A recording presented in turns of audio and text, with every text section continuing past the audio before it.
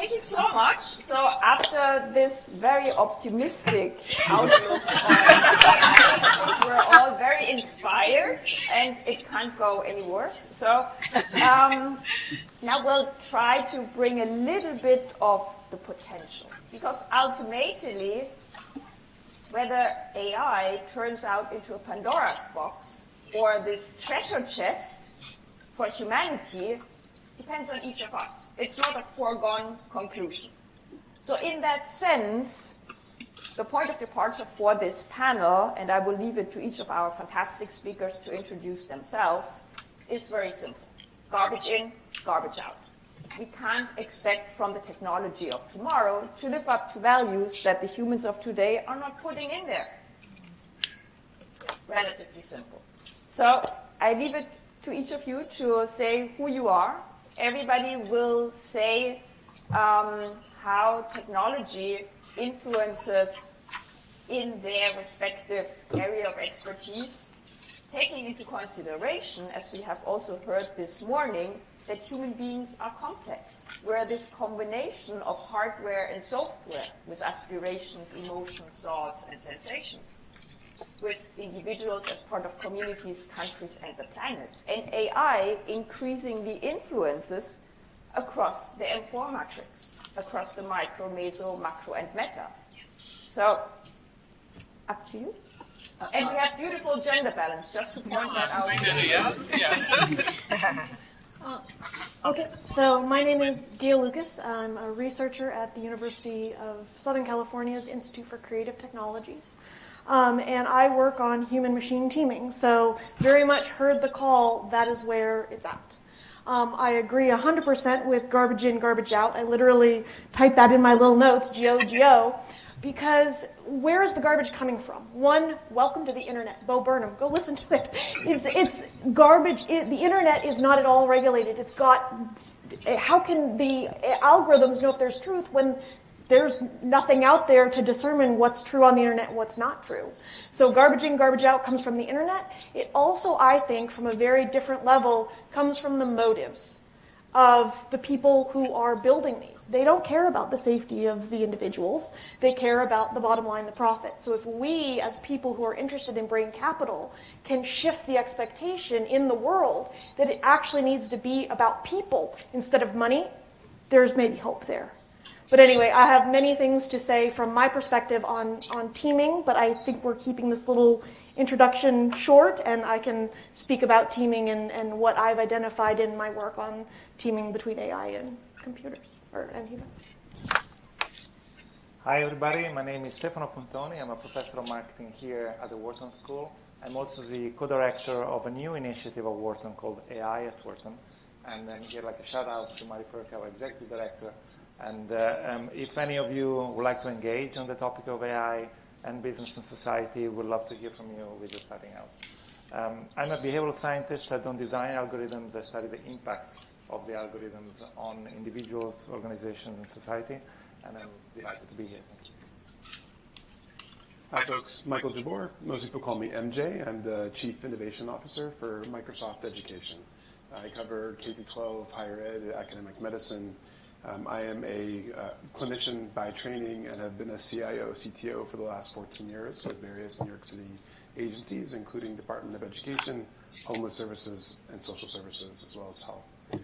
I lead our generative AI practice at Microsoft, both for us and for our philanthropy division. I typically am giving the opposite presentation of Misty's. We're going to have to get some alcohol or weed or something to bring our perspectives together. But yeah, I think we'll have time to talk through this at some point. But right now, at least for the next couple of years, I think AI will always be more than what we thought it ever could be, and it will be less than what we want it to be. Mm-hmm. And how we intervene at this stage is critical. And garbage in, garbage out absolutely is one element of it. But also there's how do we apply the humanity that we have to the AI training that's happening now is something that we should probably have a conversation about. But thank you for having me here today. Hi, everybody. I'm Scott Thielen. I don't know if you can hear me. There we go. I'm the CEO of a company called Cyrano.ai. We do artificial empathy systems.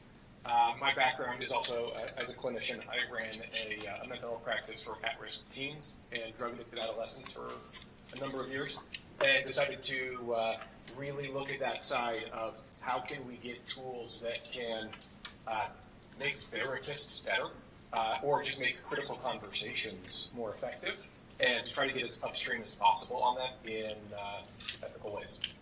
And thanks for having me. Beautiful. So Missy has said something really important, which was that the agenda of AI is something that is set by, in a way, the creator. Now, taking into consideration your respective fields of expertise, how can we configure that agenda to be pro-human, pro-brain capital? Do we go from left to right, ladies first? I just want to reiterate, to my Microsoft brethren, look, I'm not saying AI is bad. I am saying it needs to be managed by humans, and we need to keep humans in and around the loop in a lot closer ways than I think people understand. And so, to that effect, I do think that there's a lot of positive good that can come out, but we just need to make sure that we remember that there's a larger system and that we need to be more attuned to these, I would say, these softer principles of how do we make this work for humanity. I have a daughter who's got ADHD. I have to tell you, I have yet to see any kind of language system that I would feel confident with my daughter working in and around, just because of the hiccups that it can occasionally have, right? So I do think that there's a duty of care here, that if we're going to reach out and we're going to have AI work with people in a well-being context, there is a really big bar that's going to have to be overcome.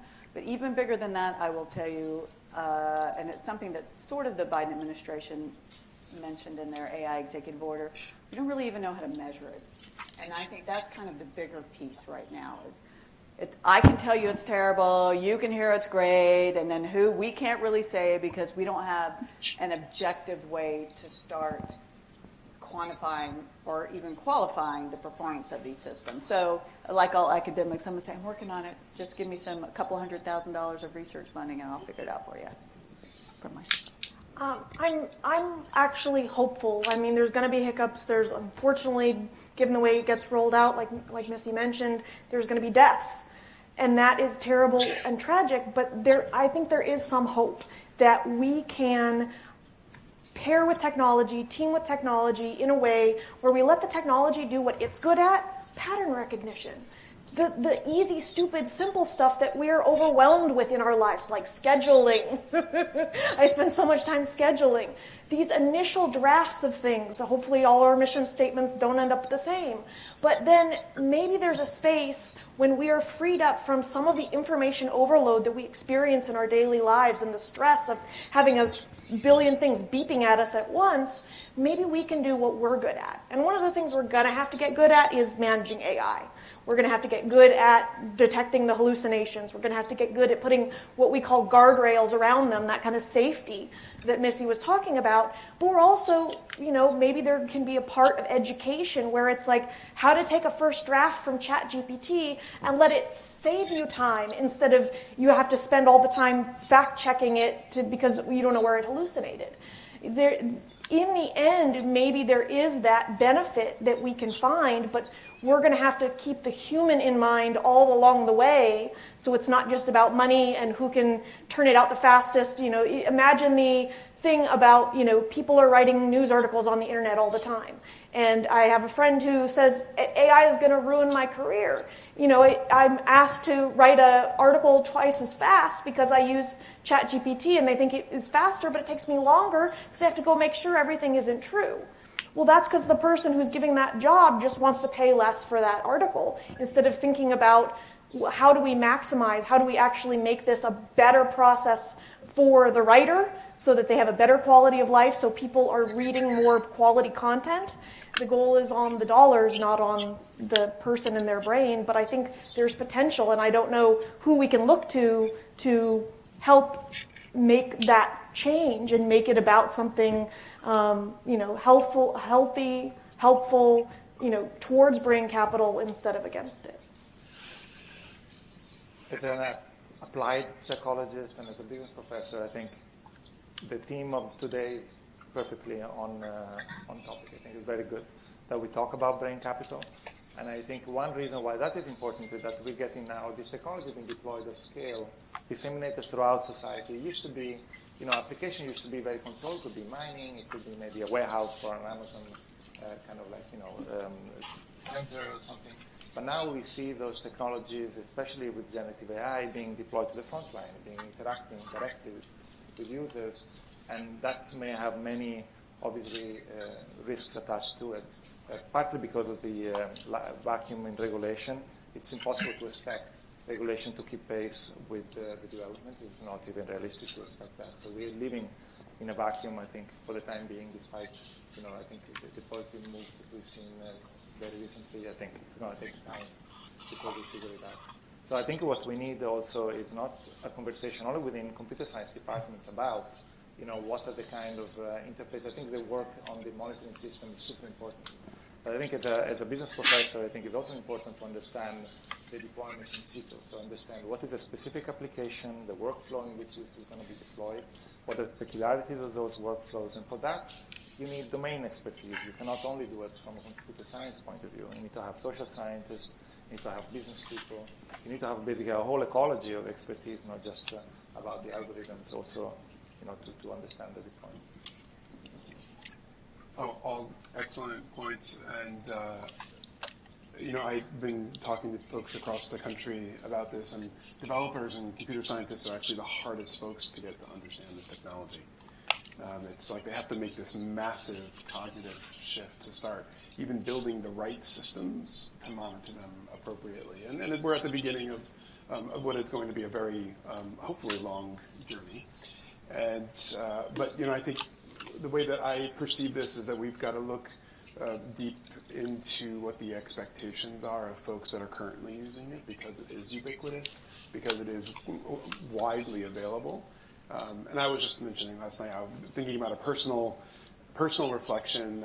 I've got 4 kids. I have a 17-year-old who's also got my own license, but learning to drive, and I've got a 14-year-old who's experimenting with all sorts of AI that I can't control, a 10-year-old that makes him nervous, and my 3-year-old, she's my most interesting, just observing her behaviors, because I tell my kids from an educational context, I have more in common with my great-grandparents than I do with them. Like, I had to actually go look in a paper book to understand how to define a word, and if I had to learn angular momentum, I had to actually have multiple paper books. But my 3-year-old, when I observe her interacting with an Alexa or Siri, it's very different than my 3 older boys. Her expectations are different. If Moana doesn't show up, we could have an end-of-world scenario in our household. But I fast forward in my mind about 15 months from now, she'll be 5. She's a pre-pandemic baby, so she was born about a week before everything shut down in New York City.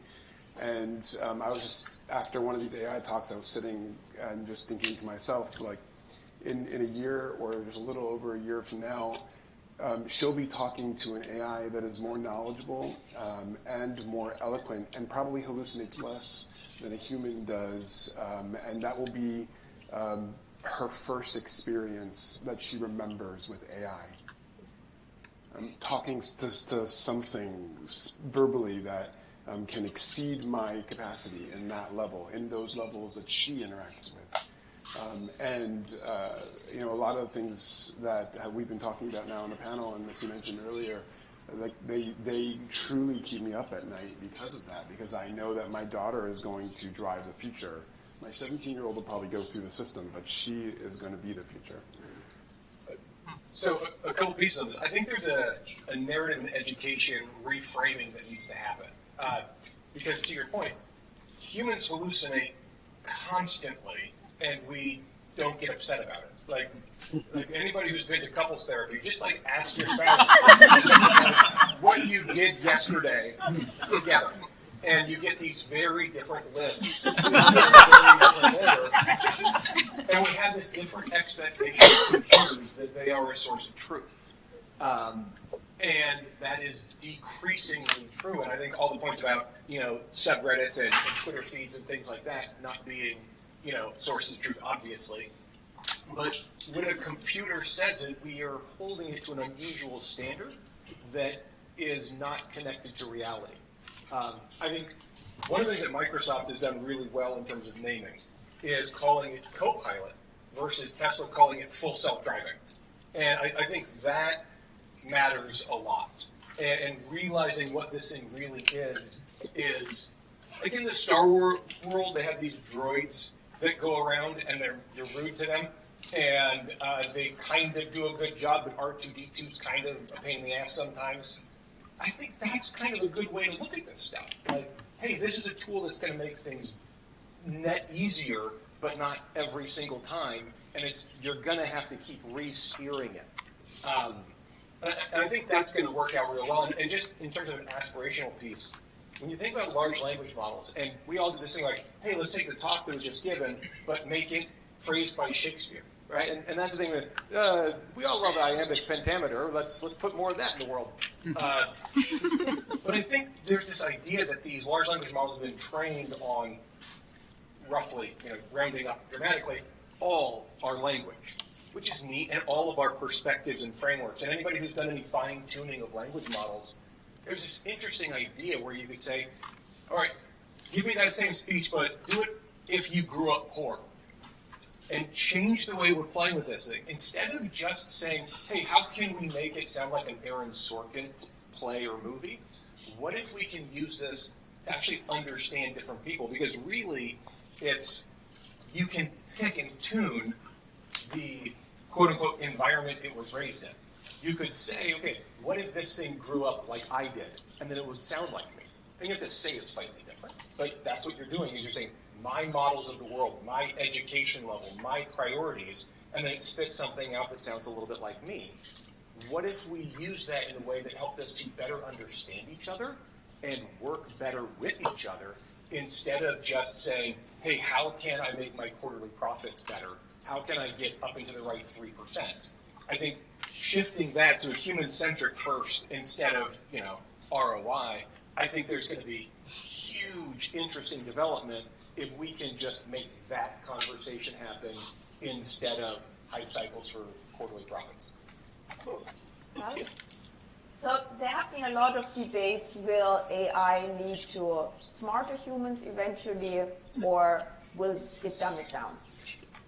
So, because on the one hand, we need to absorb much less, so the whole education system as it was configured in the past, we need to learn, we need to memorize, we need to fit pieces together, that is no longer really relevant, because now you can tap it into Google, ChatGPT, or whatever else. No longer needed. On the other hand, we now have the possibility to put disconnected pieces together from the machine. So I was wondering, what are your respective thoughts on, will it go up? Will it push us to become ever better in critical thinking? Because the whole education system could be switched around in that direction.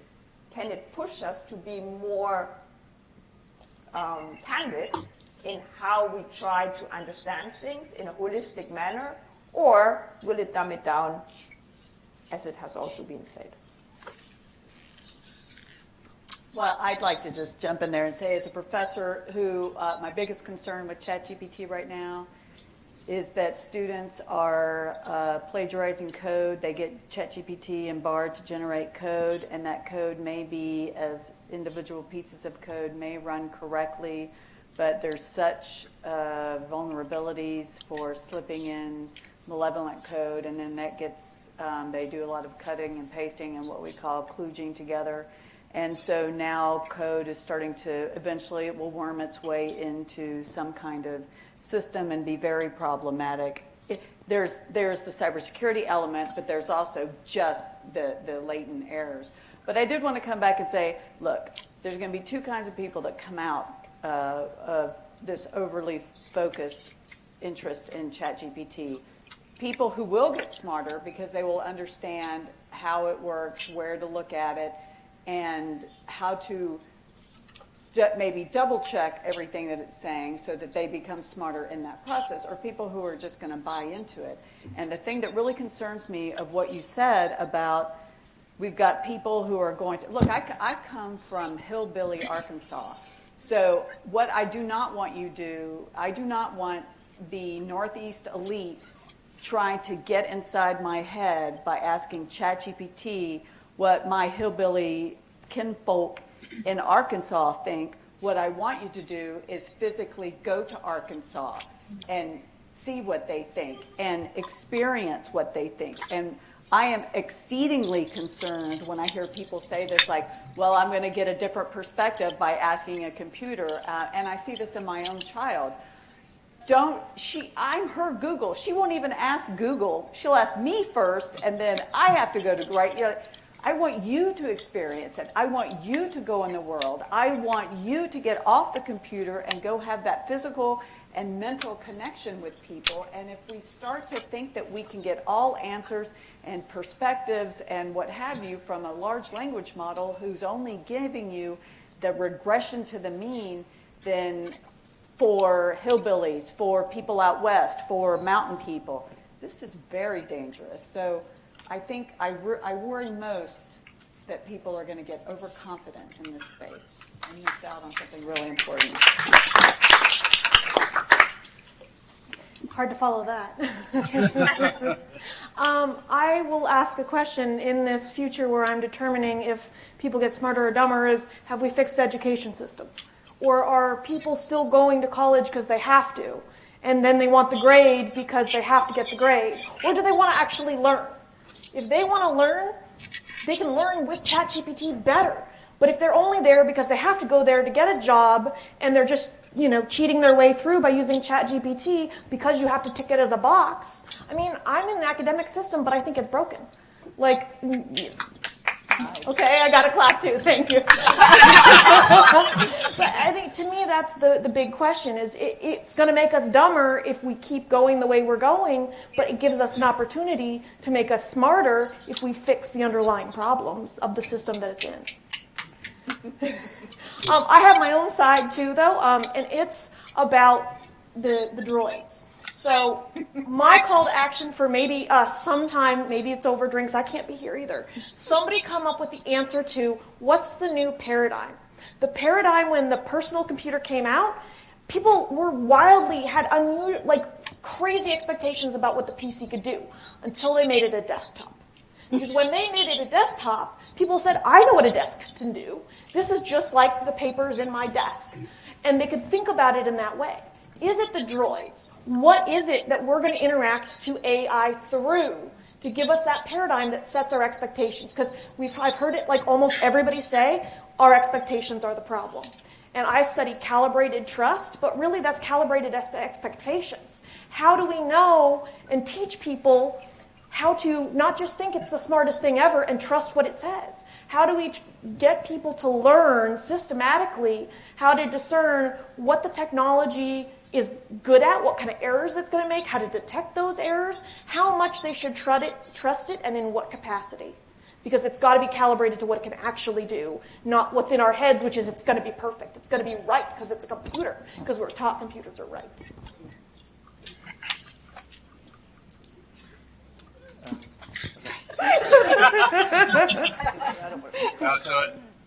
All I want to add is that computers can do certain things very well. They can store information more reliably, longer term, more stable memories obviously than we have. They can do that faster. They can do pattern recognition, pattern detection, all of that kind of similarity matching they can do much better than we can. So we should try to think about ways in which we can leave all of that kind of cognitive work to be done by machines, and we do what they cannot do. So I think instead of one issue, I think, in the conversation around AI is that a lot of it is centered about human replacement. The very notion of supervised learning is to see how humans do something, label the data, self-driving cars or image recognition, whatever that is, and then you get the machine to do the same, so you can take the human out of the picture. But let the human do something better, though. I don't want to label, images. I think the more inspiring thing is to think about what is it that they cannot do and focus on that. And I don't think there's enough of that conversation going on. And maybe part of it is, just the hype from the tech sector. Some of it might be simply our hopes and aspirations and expectations that are a little out of control. Some of it might be because of popular culture and our expectations from movies and films or whatever. And I wish that we had more of that. It's not about the humans being dumb. It's about discovering what makes us smart. What is it that we can do better than machines? So I think regression to the mean is actually a very big problem, not just in GPT, in the classroom setting with actual humans. And it's not something that's just limited to technology challenges. Where I'm seeing, at least, maybe being the ultimate optimist, I'm not sure. But where I'm seeing it that we have the capability to use these tools to get out of that is when we make these decisions at a micro level. Students make decisions all the time, particularly whether they're in college, K through 12, and they're not necessarily aware of all those decisions. So they could decide, I don't understand prepositions, therefore I'm going to avoid every writing task and jobs that require writing. Or I don't understand quadratics or angular momentum, and therefore computer science is out, medicine is out, or it's not in my language at the time when I need to understand it. During the pandemic, when I was CTO for Department of Ed, we had 1.1 million children. 73% are in poverty. There are 100,000 of those children that rotate through homelessness. More children that are homeless than people in most cities in the US. When pandemic broke out, we had more than half of that population, of the 1.1 million, did not have a device or internet at home. And significantly more people lost their internet due to losing their jobs during the pandemic. So we had the opportunity to rapidly deploy devices that were LTE enabled, and I got to observe behaviors and data, interesting things that I was able to see around people. Some folks were using it as a babysitting tool, others were using it as an educational tool. But the thing that struck me the most was that we were not prepared. We weren't prepared to have a whole civilization that was now dependent on technology to function. We don't have the skills necessarily yet to detect hallucinations or to prevent regression to the mean on a human level or a computing level. And so when we think about unblocking every person, unblocking every child, enabling every person to succeed in the language that they have, in the culture that they have, if we're thinking about technology, humans getting better through technology, we have to be in the driver's seat to make that happen. We have to initiate those actions, even during the, when we're thinking about these brain skills and brain health. And one of the things that I was thinking about was, is this going to be a luxury thing, or is this going to be something that's as available as hand washing for public health? Is it a right? Is it not a right? So as we look at what this really means for us on our humanity, we have to be the people that enable this tool to augment us, in the correct way, in the most healthy way, and to enable us to get to that very next step that we need to be at every point in time. So there's a couple pieces when we talk about, is it going to make us smarter or dumber? Like, my nephew's 20. He doesn't know how to use a Thomas guide. If he wants to go somewhere, he's completely dependent on a computer telling him where to go. And I think a lot of people can relate to that. And we all had a Thomas guide. Remember those things? You had it in the back seat, and you would reach right here when you needed to go somewhere new. They don't know, it doesn't make sense to them. And we all used to know our brother's phone number. But now we've outsourced that. That doesn't mean we're dumber than we used to be. It means we're switching what skills we're prioritizing to make us be successful. And you could do that. You could just keep going backwards to riding a horse, being a blacksmith, whatever it is, right? You can just have this evolution of what skills are important. And at the same time, when we're talking about it at a cultural level, we haven't had food insecurity in America because there wasn't enough computing power previously. Like, the problems we have and the societal changes we need to be making, there's this waiting for Superman idea where, like, oh, now AI is going to fix it. Nuh-uh. Like, AI is going to do what we've trained it to do, and we've created a society and a whole bunch of garbage in for these systems that we're just going to amplify. So these systems aren't saviors or solutions. They are amplifiers of what we're doing. Fabulous. Questions from the audience? Yes. Yeah, Mitch Elkin from the American Heart Association. First of all, I just want to say great presentations. This is terrific, and all the panelists really interesting.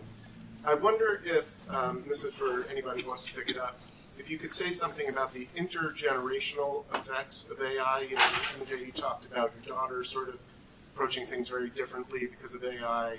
I think about my dad, who had to retire from practicing medicine because he just couldn't handle the electronic health record, and better to give it up. It's just too frustrating. And we think about these new technologies as actually changing the brain. We're here today to talk about brain capital. So I think there is some evidence that they actually change how our brains work, and I think your experience with your daughter would suggest that. And the rate at which technology is changing is getting faster and faster, so it's condensing and compressing more and more to within a few years or within a generation, but certainly within a lifetime. It's changing so fast that people are very rapidly going to be behind how to deal with it. And so what does that say about how different generations will relate to each other, kids to parents to grandparents? Do you see any risks there potentially? I mean, I can jump in and then we can just grab. But I think from a neuroplasticity standpoint, generally speaking, there's this idea that from childhood until 25, you're highly plastic and you can grow and change and learn. My sense, just observing people, both in the clinical perspective as well as what I'm seeing in the field at Microsoft, is that we're going to see neuroplasticity at higher ages than we used to see before. Because it's going to force us to grow and learn and change and challenge certain widely held assumptions. My sense is that also there's a certain accessibility, like I was mentioning about voice AI and where that's going. It is very different. It is very different. It's hard for me to even detect sometimes in our internal tests when folks are replicating their voice, cloning their voice. The vast majority of times, I'm unable to detect whether it's a cloned voice or not. So as we're looking towards, like where we're seeing generationally, my understanding is that I think it's going to help folks at older ages, and by older I mean older than college age, at any age, to learn new things, learn faster, and possibly to expand what they're able to do and think about.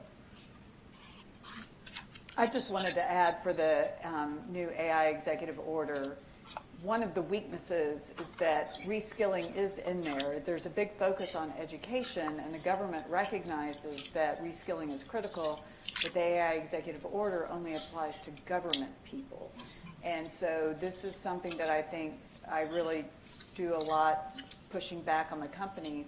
Reskilling is huge. It's critical. It's critical for everyone across every field. And so while it's important that the government maybe can have some programs, it's not going to be scalable to the rest of the country. And we do as a community. And, this is where Microsoft would be really helpful, is really help developing more community-based reskilling programs. And you can teach an old dog new tricks. To Betsy's point, there are new terms that even I'm hearing I'm not accustomed to. So I think upskilling and cross-skilling commonly heard. But how about downskilling? Something that we're discussing now, like to be intentional about making sure that people are able to satisfy roles in different areas where they couldn't before. So as we look at skilling, it absolutely has to go beyond civil service. Missy mentioned it earlier. I've worked in government for 14 years. They do not have the talent to make the right decisions right now. It's a really scary thing. Hi, thank you so much for your time, panelists. My name is Jerry, and I'm an undergrad here studying neuroscience, and I've worked on projects from like augmented reality, brain-computer interfaces, and social marketplaces, one of which with Dr. Platt. And I think just I've like taken a lot of perspectives from sort of my experience, and I wanted to like sort of integrate them all and just hear your thoughts on this like worldview. But I know that like with technology accelerating with like brain-computer interfaces, the physical barriers like to like information idea transmission are just becoming a lot more streamlined, and everyone can like contribute their unique life perspective. And in the vein of like a gig economy too, there's a more liquid exchange of ideas and connectedness that we can establish, and this most importantly can create economic opportunities for under-resourced areas and connect people around the world. And I was just thinking in terms of the constraints of like human neurobiology and just the limitations that we have right now, like what are some overlooked factors that we can take in our approach to like building these platforms out? Yeah, thank you. Or maybe as a business professor, it's a big question. I mean, one thing that I think is worth keeping in mind is that when we make choices about deployment, the choices are not only going to be about the performance of the algorithms, the interface, those are super important. But there's going to be many decisions to be taken about, for example, business models and how the technology is embedded within markets. And when you look, for example, at technology like social media, what we've seen has been the prioritization of advertising-driven business models. And a lot of the problems that have emerged in the world of social media can be ultimately traced back to that, to the fact that we are basically monetizing attention, and so that's what the algorithms are trying to do. And maybe if they were monetized to help you be the person you want to be next year, maybe the algorithm would have been quite different, and the outcome would have been quite different too. So I think there are a lot of important conversations to be had early in an industry when these kind of conventions or ways of bringing products to market are still kind of up in the air. And I think now is one of those moments with generative AI. And I hope that we can do better with this technology than we've done with social media in thinking about business models that enable us to balance competing sometimes objectives that have to do with individual well-being, individual hopes and aspirations, as well as, of course, the interest of investors and the companies that are bringing this product to market, as well as regulators and the entire ecosystem around. I would say, like with what you're talking about, the upside of that sounds really great. The unknown unknowns and the risks are a big problem. I mean, easy examples. Amazon said they wanted to use AI to make hiring better and more equal, and they scrapped that because it didn't work. Right? And Gmail wanted to do the autocomplete thing, and they started accidentally creating sexist autocomplete, with gender pronouns where secretary was she, and things like that. And so these are organizations that are smart. Microsoft had Tay, which was good engineering and bad everything else. And these are really smart groups of people trying to make things that are difficult. And so the desire to move fast and break things is a good entrepreneurial idea, but in this space, I think that's a bad one. And the idea of looking at what the unintended consequences will be requires us to be a little bit more incubating and deliberate and slow with some of those things, because the idea of transmitting thoughts to each other sounds great, but anybody in mental health will tell you not all thoughts are fit for sharing human consumption. And so how we throttle that, et cetera, is a lot to figure out. You're also getting a lot more data. Sorry, you're also getting a lot more data than just what comes through BCI. So your thoughts are not going to be the sum context of the interaction with human. This past year, there were 2 studies that were done where they had patients that opted to get difficult news by a chatbot, like a cancer diagnosis, and they rotated GPT and real physicians on the back end of this chatbot. And when they evaluated patient perspectives, the patients found the GPT to be more useful, more empathetic, and more human than the physicians. it can be a highly manipulative tool. And so getting like kind of going to Alabama or going to the place where you need to be to experience humanity is really important, but not losing our humanity in the process of building these technologies is probably the single highest important thing that we have to do right now. I think we have to be critical of humanity too, though. Where does the bias come from? It comes from humans. Why did it end secretary with her? Because that's what we think. That's our own biases. So if we put that data out there into the internet, which we do, it's going to come back to us through the technology. So we have to change, or we have to come up with some ways of making it better than us and better than the data we're giving it. Which it inherently does not know how to do. Oh, no, we have to do that. We have to be aware of our biases and figure out how do we change things. Either change us or change the process. Because also, like the sentencing guideline one, Compass, that was used, and it's used in a lot of states. The data that gets put in to use sentencing guidelines for people who've been convicted of a crime, the data is not admissible in court. It's stuff that's absolutely not okay to be asking when you're sentencing people for crimes. And that's the data that's going into those, and then it gives a judge the ability to say, hey, I just went where the GPS told me to drive. I'm not the bad guy in this story. And so that relieving the human of the responsibility is a problem. The human needs to be responsible. And not just rely on other, all of humanity's bad judgments or biased judgments or what have you. Sure. Yeah. Hi. Hi, I'm Raj Ahuja from the Milken Institute in Washington, D.C., and thanks for all of these perspectives. I think the applications are unlimited. I'd like to hear from your perspectives, kind of tying back to what Harris called the missions that we should all catalyze around, where you see the AI applications helping to develop these missions towards improving brain health, whether it's financial security, healthy aging, drug development, education.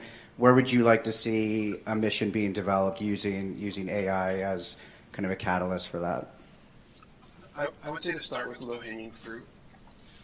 There are a lot of people that play system integration roles in our organizations that make the delivery of those services very expensive and inaccessible. And so if we can find, going into organizations, we should be thinking about low risk, low effort, low cost, high impact, high reward use cases that are things that the AI could do very well, and that the humans probably don't do very well. So if you can find use cases to start that are in that quadrant, I think that you're going to start to see acceleration in other previously incompletable objectives. I'd like to just say there's a great example that to my cardiologist friend. Neurologist. Sorry, I heard cardiologist. Maybe that's what I'm getting old. There was recently a study that came out where the EKG traces that you're all getting, we get at our annual physicals, every time you're old, you have a little bit of chest, we're generating a ton of data. Most of it goes unanalyzed after the first, cardiologist looks at it and then just says, no problem. So they were able to take this very unique, narrow data set, uncorrupted by the internet, and really find out some interesting predictive models that are very accurate. And this was using AI. So I like to point out that this is the perfect application of AI, and it is low-hanging fruit. Tons of data. Good data, not corrupted data that you can feed into models and really learn something important. So I think the more narrow applications that you have, the better. Some of these broad models of, a therapist that can serve all kinds of people at all times. It's the same as a self-driving car that can go anywhere at all times. It's a fantasy right now. Not to say it won't ever happen, but it's not for the immediate future. Missy makes an excellent point about the type of task, right? You have artificial narrow intelligence, like approaching general intelligence, and then artificial superintelligence, which exceeds human capacity and knowledge in every domain. I think I don't want folks to mistake Copilot as some sort of genie in a lamp where you can then magically achieve some sort of superintelligence. areas. What you should be doing right now is using AI to help accomplish a lot of these narrow tasks that we have never been able to do. And so finding a way to focus in again on those use cases that match what Missy was describing are absolutely critical. I think protein folding or gut biome, things that are lots of data, computationally heavy, but relatively narrow, to your point, are good starting spots. But yeah, a therapist for everybody on your phone, we're a long way from something like that. So I have to be the one dissenter. I do think that there is a role of AI in mental health. For sure. We talked about the mental health problem, but what is it? I think, that's the question, is what's that narrow slice? And if, I got to create a AI for mental health in that narrow slice where it's it's that first touch. If you're afraid to talk to a person about your mental health issues, an AI is safer. I have papers showing this. But then getting people to other people, getting them to a therapist, getting them because we don't have enough people. How many millions of dollars would it take to have a counselor in every school in this state? Yeah, that's not possible. But having the app, I think, is a great example of where we can put money in AI where it's not doing much. It's not being a counselor, but it's providing that first touch point, that safe touch point that I don't want to open my mouth and say I've had thoughts of X, Y, and Z, but I'll write it down as long as no one else can judge me. It's a win-win. Totally agree. Yeah. Also great points like suicide prevention and CBT, other types of functions that are that can really be scaled. Yes, and are doable, that are within. But also helping others is arguably the point of humanity, right? The idea of culture is helping those that need our assistance, and that's pack animals.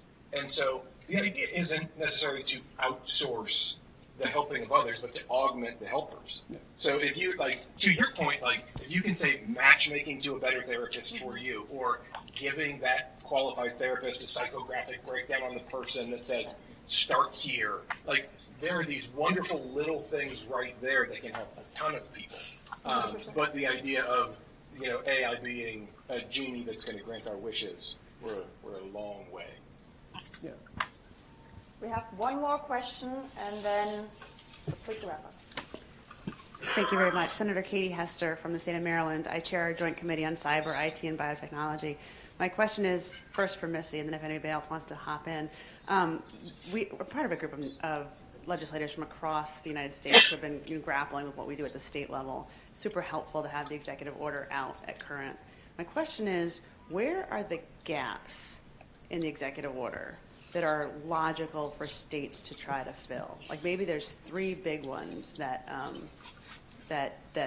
we should be looking at. And this is kind of on top of trying to mimic the policies where we're going to do, an AI assessment, every time we do a procurement, if the risk is high enough. But are there big categories like transportation is obviously covered in the executive order, but what are the ones that are not covered that states can work on? So that's a great question. We don't really have enough time because, to go into all the details. I will say that the gaps in executive order are big enough that you can drive aircraft carriers through. And it's funny to me that you said transportation covered, but it's not covered. Specifically, the most meaty parts of the executive order talk about foundation models. And they talk about the safety metrics and what have you around the foundation models. But foundation models, if you ask anybody in self-driving, they don't use foundation models. So basically, the legislation says if you have, the executive order says if you have a foundation model, then all these other things apply. But what it means to be a foundation model is very iffy and sketchy, and it doesn't really we can't even agree on what that means in academia. So, it's a nice start, but I wouldn't look at that. And it also doesn't apply to any systems that are on the road today, literally and figuratively. So none of this is going to change self-driving. None of this is going to fix the Tesla hallucinations. None of it's going to have anything to do with any of the cars on the road or any of the medical systems in development or flying air taxis. That's another fun thing to look forward to. So, yeah, it's got problems. I would add, just from a former city person, that access to civil service and social services that gets in some way hurt by an AI reviewing a city application is probably one of the higher priority, higher risk areas that you would want to delineate. Also, just to note, in various studies, it's highly pejorative to non-native English speakers. And so making sure that there are constraints around how it's dealing with certain languages. It's incredible at translation and dialogue and can do things that former regular AI translators couldn't do, but still can be pejorative. And then the third thing is just to look at deepfakes and the impact that that may have and some controls that may need to be in place when decisions could be made by deepfake, whether it's audio or video or some other mechanism. And I would just like finish to say that some of the deepfakes can be so incredibly sophisticated. My mother-in-law had a deepfake call her from the voice of my nephew, using words my wife is Georgian, from the country Georgia, using words in Georgian that were specific to the way our family said them. So like the word for Georgian and for grandmother is bebia, and we call her biba. It used that word and said that he was in jail, he had hit someone in an accident, they're in the hospital. It caused a massive tumult for our family because they were trying to locate the child and figure out what was going on after the line disconnected.